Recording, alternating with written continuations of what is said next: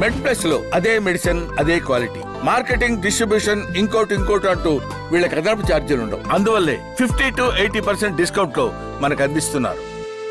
యాక్చువల్గా ప్రీటమ్కి సంబంధించి వచ్చినప్పుడు సో మనం చేతులారా చేసుకునే విషయం గురికి వస్తే కొంతమంది జాతకాన్ని అధికంగా నమ్మడం కావచ్చు, సో మావాడు ఈ నక్షత్రంలో పుట్టాలని కోరుకోవడం కావచ్చు, దాంతో ఆ సమయంలో సి సెక్షన్ చేయాలని చెప్పేసి కొంతమంది ప్రోద్బలం చేస్తుంటారు. అట్లా చేసిన వారిలో ఎంతమంది ఎన్ఐసికి వెళ్తున్నారు, దీనివల్ల ఎలాంటి నష్టాలు ఉండే అవకాశం ఉంది? సో ఒక అనుభవం గల డాక్టర్గా చెప్పండి. చాలా మంచి ప్రశ్న అండి. ఇది చాలా ప్రతిరోజు మేము ఫేస్ చేస్తూ ఉంటాం, మాకు కూడా ప్రెషర్ పెరుగుతుంది.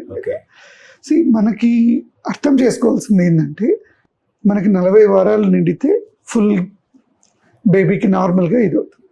అట్లీస్ట్ 37 నుంచి 38 వారాలు నిండితే వాళ్ళకి మెచ్యూరిటీ అనేది బెటర్ ఉంటుంది. ఇది ఎందుకు?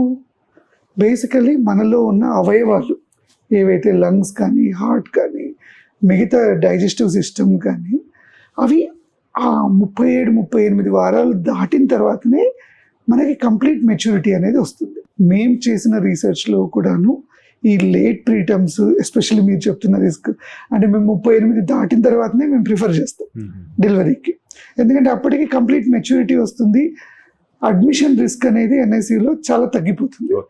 దానికన్నా ముందు పుట్టిన పిల్లలు అంటే లేట్ ప్రీటర్మ్ కానీ, అర్లీ టర్మ్ కానీ, సో వీళ్ళలో ఏంటి అంటే అడిషనల్ రిస్క్ ఉంటుంది. అంటే ఇప్పుడు మనకి 38 కన్నా జస్ట్ ముందు పుట్టిన పిల్లల్లో కూడా 39-40 వీక్స్లో పుట్టిన పిల్లల కన్నా 2 times రిస్క్ ఉంటుంది. అదే 35-36 వీక్స్లో పుట్టితే 3 to 5 times రిస్క్ ఉంటుంది వాళ్ళకి ఎన్ఐసియు అడ్మిషన్ రావడానికి కానీ.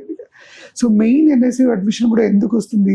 లంగ్ మెచ్యూరిటీ తక్కువ ఉండడం వల్ల వాళ్ళకి బ్రీతింగ్ డిఫికల్టీ రావడం కానీ, దీనివల్ల కూడా మనము అడ్మిట్ చేయాల్సి వస్తుంది. ఒక్కోసారి ఫీడింగ్గా సరిగ్గా తీసుకోరు ఈ పిల్లల్లో, వాళ్ళని కూడా మనము అడ్మిట్ చేయాల్సి వస్తుంది. నేను చెప్పినట్లు షుగర్స్ అవి కూడాను సరిగ్గా మెయింటైన్ చేసుకోలేకపోతారు, ఎందుకంటే వాళ్ళ హార్మోనల్ బ్యాలెన్స్ అవి కూడా ఇంకాను మంచిగా ఉండవు, స్ట్రెస్ రెస్పాన్సెస్ అన్ని తక్కువ ఉంటాయి. సో వాళ్ళకి లో షుగర్స్ రావడము, ఫీడ్ టాలరెన్స్ లేకపోవడము, బ్రీతింగ్ డిఫికల్టీస్ రావడము, జాండీస్ రిస్క్ కూడా వీళ్ళలో కొద్దిగా ఎక్కువగా ఉంటుంది.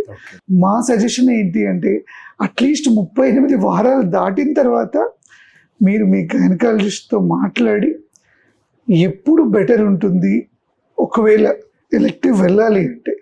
ఎలెక్టివ్ అనేది ఓన్లీ సర్టన్ కండిషన్స్లోనే ఆబ్స్ట్రిషన్స్ గారు కూడా అడ్వైస్ చేస్తారు. They don't advocate LSCS as a mode, అంటే కంపల్సరీ సిజేరియన్ సెక్షనే వెళ్ళాలని కూడా ఉండదు. వాళ్ళలో అది ఇండికేటెడ్ ఉంది, నార్మల్ డెలివరీకి పోలేకపోతున్నారు అంటే అప్పుడే మీరు అది చూడండి. బెటర్ మమ్మల్ని అయితే మాత్రం 36 వారాల్లో కానీ 37 వారాల్లో కానీ ప్రెషర్ పెట్టడం వల్ల అది బేబీకి రిస్క్ ఉంటుంది. ఎస్, ముహూర్తం వాళ్ళు చెప్పచ్చు, కానీ లంగ్ కూడా ముహూర్తంని బట్టి అయితే మెచ్యూరిటీ అయితే కాదు కదా. మనకి తెలిసిన సైన్స్ ప్రకారం అయితే అది 37-38 వారాల తర్వాత మాత్రమే మనకు మెచ్యూరిటీ ఉంటుంది. మా సజెషన్ 38 వారాల ముందు కన్నా అయితే వద్దని చెప్తాం.